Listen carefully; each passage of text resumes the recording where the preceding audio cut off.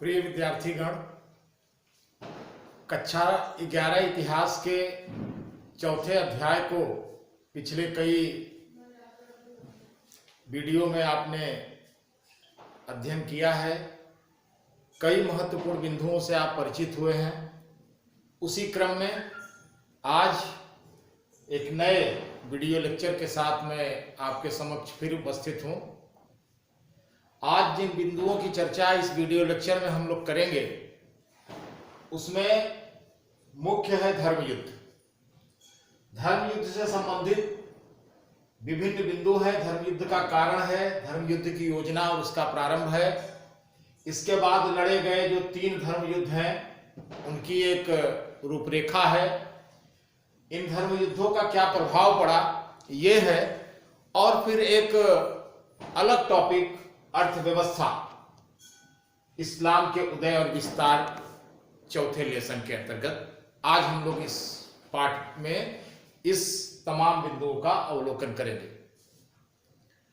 बच्चों, अगर हम धर्म युद्ध की बात करें तो निश्चित रूप से सुनने से ही लगता है कि ऐसा युद्ध जो धर्म के लिए लड़ा गया हो। आप जानते हैं एशियाई अरबी क्षेत्र में इस्लाम का प्रभाव तेजी के साथ बढ़ रहा था, जबकि उसी से लगे हुए यूरोपीय क्षेत्र में पहले से ही ईसाई धर्म का प्रभुत्व स्थापित था। पहले इन दोनों धर्मों में कोई विशेष टकराव के संकेत नहीं मिले, लेकिन 11वीं से 13वीं शताब्दी की अवधि में यूरोपीय ईसाई और इस्लामिक अरब के मुसलमानों के बीच कुछ युद्ध हुए। यह युद्ध धार्मिक वर्चस्व को लेकर हुए थे, इसलिए ईसाइयों और मुस्लिमों के बीच हुए इस युद्ध को हम धर्म युद्ध के नाम से जानते हैं। मध्यकाल में इस्लामिक समाज में वैसे हम देखते हैं कि ईसाइयों को इस्लामिक समाज में मध्यकाल में सम्मानजनक स्थान मिला हुआ था। उन्हें इस्लामिक लोग पुस्तकों वाले लोग कहा करते थे, जिसको हम अरबी भाषा में अहलल किताब कहते हैं। अहलल किताब, क्योंकि उनके पास अपना एक धार्मिक ग्रंथ, एक धार्मिक किताब थी, इंजील, बाइबल का वह हिस्सा जिसे हम न्यू टेस्टामेंट के नाम से जानते हैं। फिलिस्तीन की जो पवित्र भूमि थी उसके साथ साथ तमाम अरबी क्षेत्र में ईसाई लोग व्यापारी के तौर पे, तीर्थयात्री के तौर पर या फिर राजदूत के रूप में आते थे और मुस्लिम राज्यों में बड़े आराम से घुमा फिरा करते थे। मुस्लिम राज्य उन्हें बाकायदा सुरक्षा भी प्रदान किया करते थे। तो फिर ऐसा क्या हुआ कि इन दोनों धार्मिक समुदायों के बीच टकराव शुरू हुआ और अंततः यह टकराव भीषण युद्धों में बदला। आइए ये जानने की हम कोशिश करते हैं। सबसे पहले हम उन कारणों की चर्चा करेंगे, जानेंगे कि इस धर्म युद्ध का कारण क्या था। 638 में अरबों ने ईसाइयों की एक पवित्र भूमि, होली लैंड, जिसे हम जेरूसलम के नाम से जानते हैं। आप अच्छी तरह जेरूसलम का नाम सुने होंगे, जानते होंगे। जेरूसलम एक बहुत पवित्र धार्मिक शहर है और आज भी 3 धार्मिक समूह उस पर अपना दावा करते हैं, ईसाई, मुस्लिम और यहूदी। इस जेरूसलम जैसी पवित्र भूमि को 638 में अरबों ने जीत लिया। जाहिर है अरबी मुसलमान थे। ये ईसाइयों में इस बात की कसक थी, क्योंकि यह स्थान ईसाइयों के लिए बेहद पवित्र था। ईसाइयों का ऐसा मानना था कि यही वह पवित्र भूमि है जहां ईसा मसीह को क्रॉस पर चढ़ाया गया, यानी सूली पर चढ़ाया गया, और यही वह पवित्र भूमि है जहां उन्हें ईश्वर के वरदान से पुनर्जीवन प्राप्त हुआ। इसी बीच कुछ नॉर्मन लोगों को, कुछ हंगरी वासियों और कुछ स्लाव लोगों को ईसाइयों ने ईसाई बना लिया। इससे मुसलमान उग्र हो उठे, क्योंकि मुसलमान अपने धर्म के पक्के थे। तो इस घटना के बाद वह ईसाइयों के सामने एक जाहिर शत्रु के रूप में सामने आ गए। पश्चिमी यूरोप के सामाजिक और आर्थिक संगठनों में भी कुछ ऐसे परिवर्तन हो रहे थे जिसने दोनों समुदायों के बीच शत्रुता बढ़ा दी, क्योंकि इस सामाजिक आर्थिक परिवर्तन से प्रतिस्पर्धा का एक हिंसक वातावरण बन गया था। ईसाई जगत में ईश्वरीय शांति आंदोलन ने जो सामंती समाज की आक्रमणकारी प्रवृत्तियां थीं, उन्हें ईसाई जगत से हटाकर ईश्वर के शत्रुओं के ओर मोड़ दिया गया और निश्चित रूप से ईश्वर के शत्रु के रूप में इस्लाम के मानने वाले मुसलमानों को बताया गया। इससे एक ऐसा वातावरण बन गया उस क्षेत्र में जिसमें विधर्मियों के विरुद्ध युद्ध उचित और सराहना योग्य समझा जाने लगा। ये एक प्रकार से इस धर्म युद्ध का कारण था। अब हम इस बात को थोड़ा और आगे बढ़ाते हैं। हम ये जानते हैं कि धर्म युद्ध की योजना कैसे, कहां और कब बनी और किस प्रकार इसका आरंभ हुआ। बच्चों, सन 1092 में यानी 1092 में बगदाद के सल्जुक सम्राट मलिक शाह की मृत्यु के साथ खिलाफत का विघटन हो गया।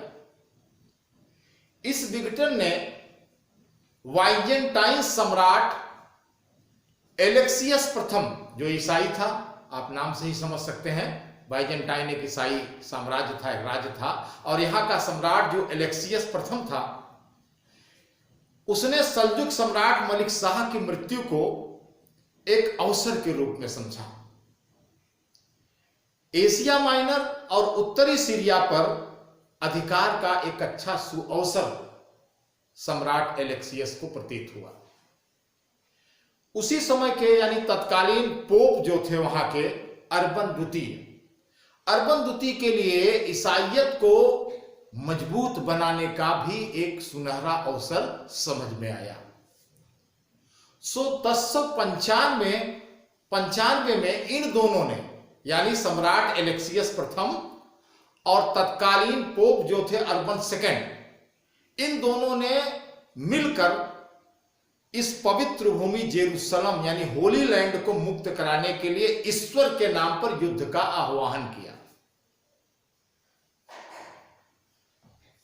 ईसाइयों ने भूमध्य सागर के तट पर जो तटीय मैदान था वहां पर मुस्लिमों के विरुद्ध 1095 से 1251 के बीच कई बार योजनाएं बनाई युद्ध की, और उन्हीं योजनाओं के अनुरूप मुसलमानों से युद्ध लड़े गए। इन युद्धों को आगे चलकर धर्म युद्ध या जिहाद, या इसको अंग्रेजी में हम क्रूसेड के नाम से जानते हैं, इसे माना गया। जब ये युद्ध की योजनाएं बनाई जाती थी तो जो ईसाई योद्धा लड़ने के लिए तैयार हो जाते थे, शपथ लिया करते थे, उन्हें बाकायदा समारोह पूर्वक क्रास बांटा जाता था। तो इस प्रकार एक तरह से उन्हें युद्ध के लिए उकसाया या तैयार किया जाता था। ठीक है, तो इन तमाम योजनाओं के साथ ही जो युद्ध हुए वो ऐतिहासिक जगत में ऐसे 3 युद्धों का वर्णन हमें मिलता है, जिसमें हम बारी बारी से देखेंगे। और उसमें से पहला है प्रथम धर्म युद्ध।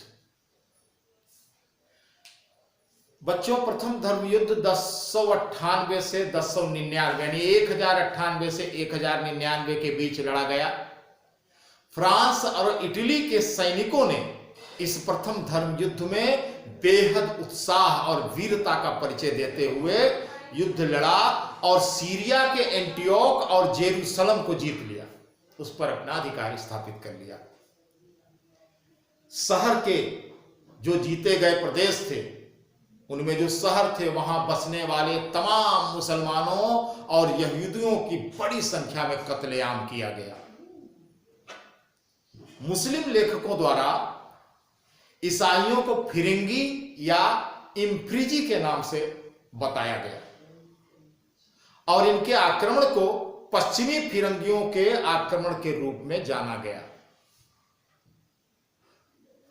सीरिया और फिलिस्तीन के जीते गए क्षेत्रों पर ईसाइयों ने 4 राज्य स्थापित किए। इस पूरे क्षेत्र को सामूहिक रूप से आउट रैमर के नाम से जाना जाता था। जी हां, आउट रैमर ये विजित प्रदेश थे जो ईसाइयों ने मुसलमानों से जीते थे। आउट रैमर का मतलब होता है समुद्र पारीय भूमि। बाद के जो धर्म युद्ध हुए वो इस आउट रैमर की रक्षा और उसके विस्तार के लिए लड़े गए। ठीक है, तो आइए हम दूसरे युद्ध की बात करते हैं, द्वितीय विश्व युद्ध, द्वितीय धर्म युद्ध। 1145 से 1149 के बीच द्वितीय धर्म युद्ध लड़ा गया। आउटरैमर प्रदेश कुछ समय तक तो बड़े अच्छे से कायम रहा, लेकिन 1144 में एक घटना हुई और घटना यह थी कि तुर्क मुसलमानों ने एडेस्सा नाम के राज्य को जीत लिया जो ईसाइयों के अधीनस्थ था। जब यह राज्य मुसलमानों द्वारा, तुर्कों द्वारा जीत लिया गया तो पोप ने ईसाई जनता से एक और धर्म युद्ध लड़ने का आह्वान किया। एक जर्मन और एक फ्रांसीसी सेना ने दमिश्क पर अधिकार करने के लिए कोशिश की, युद्ध किया, लेकिन वो सफल नहीं हुए और पराजित हो गए।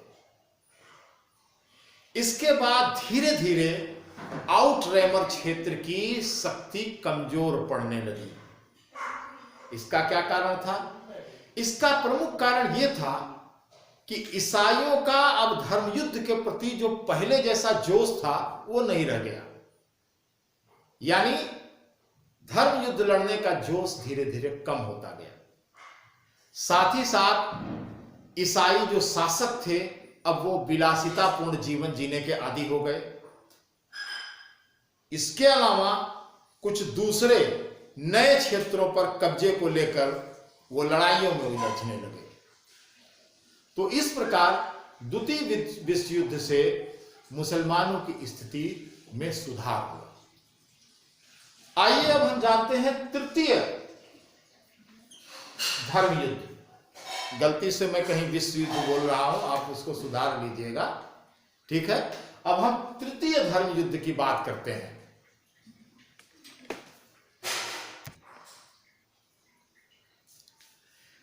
बच्चों, तृतीय धर्म युद्ध जो इस्लाम के अनुयायियों और ईसाइयों के बीच लड़ा गया वो 1189 में लड़ा गया है। द्वितीय विश्व युद्ध के कुछ ही दिनों के बाद मुसलमानों के एक योग्य नेता सलाह अल दीन ने 1187 में ईसाइयों को हराकर जेरूसलम को फिर से जीत लिया। इस प्रकार सलाह अल दीन के नेतृत्व में मुसलमानों ने एक मिस्री सीरियाई साम्राज्य स्थापित कर लिया। उस समय के अभिलेखों से पता चलता है कि सलाह अल दीन का व्यवहार ईसाइयों के प्रति नरम था। उसने अपने साम्राज्य में एक महत्वपूर्ण चर्च था जिसका नाम था the Church of Holy Sepulchre. The Church of Holy Sepulchre जैसे इस महत्वपूर्ण चर्च का सुरक्षा का जिम्मा उसने ईसाइयों को सौंप दिया। इससे ऐसा लगता है कि सम्राट सलाह अल दीन ने ईसाइयों के प्रति बेहद नर्म रुख रखा। लेकिन एक सच यह भी है कि बहुत सारे चर्चों को मस्जिदों में बदल दिया गया और जेरूसलम फिर से एक मुस्लिम शहर बन गया। जेरूसलम का फिर से मुस्लिम शहर बन जाना ही तीसरे धर्म युद्ध का प्रमुख कारण था। तीसरा धर्म युद्ध लड़ा गया लेकिन इस धर्म युद्ध से ईसाइयों को कुछ विशेष, कुछ खास नहीं मिल पाया। उन्हें सिर्फ एक तीर्थयात्री के रूप में जेरूसलम में मुक्त प्रवेश की छूट ही मिल पाई। जेरूसलम अब पूरी तरीके से इस्लाम के अनुयायियों, मुसलमानों के कब्जे में आ गया। 1291 में मिस्र के शासक मामलूकों ने धर्म युद्ध में शामिल सभी ईसाइयों को फिलिस्तीन क्षेत्र से बाहर निकाल दिया। इसके साथ ही यूरोपीय लोगों की इस्लामिक लोगों में सैनिक रुचि एकदम कम हो गई। अब इनका ध्यान केवल राजनीतिक एवं सांस्कृतिक विकास की ओर केंद्रित हो गया।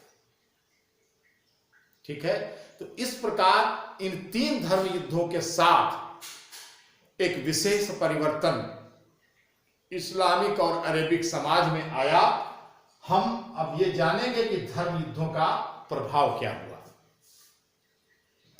इन धर्म युद्धों का प्रभाव जो था तो वो ईसाई और मुस्लिम संबंधों पर स्थायी रूप से हमको 2 प्रकार से देखने को मिलता है।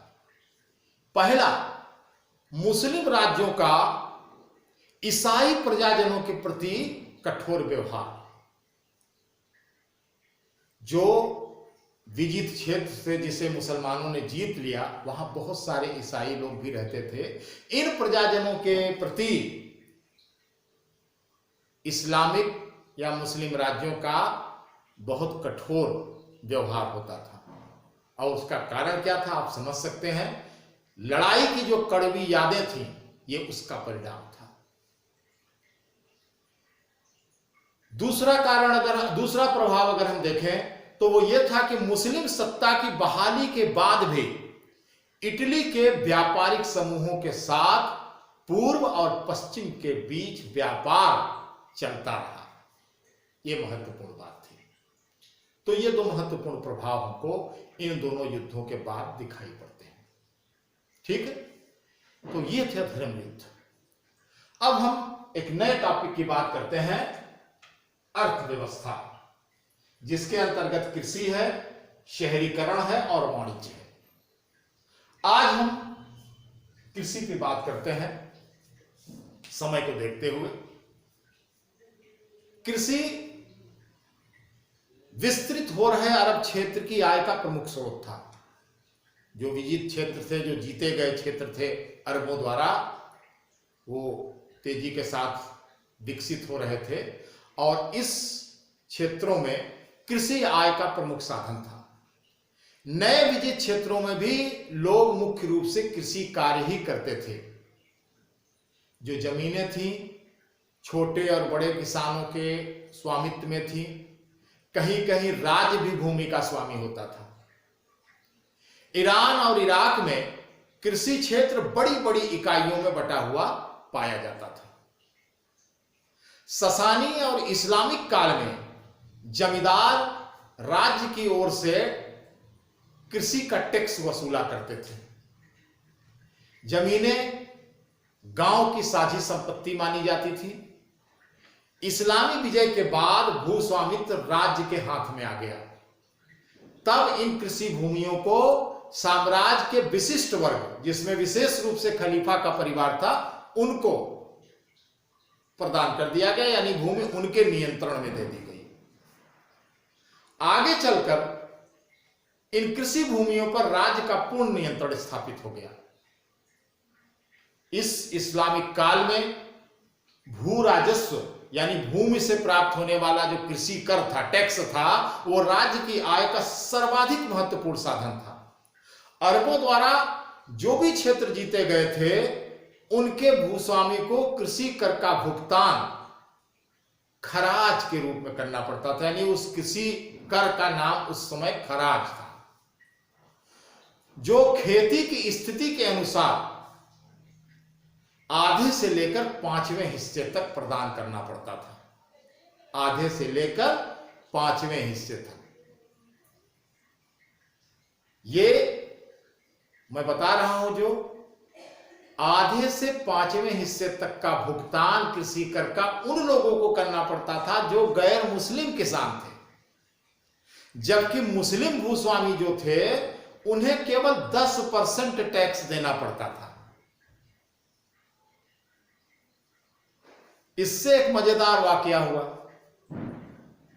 कृषि टैक्स को बचाने के लिए गैर मुस्लिमों ने इस्लाम धर्म अब कबूल करना शुरू कर दिया, यानी मुसलमान होने लगे कि जब मुसलमान हो जाएंगे तो हमको भी टैक्स कम देना पड़ेगा। तो वास्तव में मुसलमान होने के बाद टैक्स कम होने लगा। इससे एक बड़ी विचित्र स्थिति पैदा हुई। राज्य की आय कम होने लगी। इससे शासक और अधिकारी चिंतित हुए। तो उन्होंने क्या किया कि पहले ये जो धर्म बदला जा रहा था, इस धर्म परिवर्तन को उन्होंने हतोत्साहित किया और अंततः मजबूरन उन्होंने कृषि दर को सबके लिए समान कर दिया। एक समान कृषि दर वसूला जाने लगा। जो उस काल के अधिकारी होते थे उन्हें जो तनख्वाह, जो वेतन दिया जाता था, वो इसी कृषि क्षेत्र से प्राप्त राजस्व से ही दिया जाता था और इस वेतन को इक्ता के नाम से जाना जाता था। इक्ता। इस अरब क्षेत्र में राजनीतिक स्थिरता के कारण जो कृषि क्षेत्र था वो उन्नत और खुशहाल हुआ। कृषि क्षेत्र में सिंचाई के विकास ने फसल के अच्छी पैदावार में योगदान दिया। कई क्षेत्रों, विशेषकर नील घाटी के राज्य में उन्नत सिंचाई व्यवस्था से विशेष सहायता मिली। बांधों, नहरों और कुओं की खुदाई की गई। कुओं पर पंचक्कियां और नोरियां लगी होती थीं जो त्वरित ढंग से सिंचाई की सुविधा उत्पन्न कराती थी। इस काल में कृषि की तकनीक में, उसकी प्रौद्योगिकी में कोई विशेष परिवर्तन नहीं हुआ, लेकिन फिर भी एक बात महत्वपूर्ण है कि कृषि के क्षेत्र में कोई विशेष नवीन प्रौद्योगिकी या तकनीक के पैदा न होने के बाद भी कृषि की उत्पादकता में वृद्धि हुई। ये बड़ी बात थी। बहुत सी नई फसलों का उत्पादन इस काल में प्रारंभ हुआ, जैसे कपास, संतरा, केला, तरबूज जैसे फल, पालक और बैगन आदि सब्जियां। इन फसलों को इस क्षेत्र से यूरोपीय देशों को निर्यात भी किया जाता था। इस प्रकार हम देखते हैं कि इस अरेबिक क्षेत्र में कृषि उन्नत अवस्था में थी और कृषि के बाद शहरीकरण और वाणिज्य भी महत्वपूर्ण था, जिसकी चर्चा हम लोग अगले लेक्चर में करेंगे, क्योंकि आज का लेक्चर अब लंबा हो रहा है। तो हम लोग फिर मिलते हैं इस पाठ के अगले लेक्चर में, जिसमें हम आगे के अन्य बिंदुओं को शामिल करेंगे। धन्यवाद।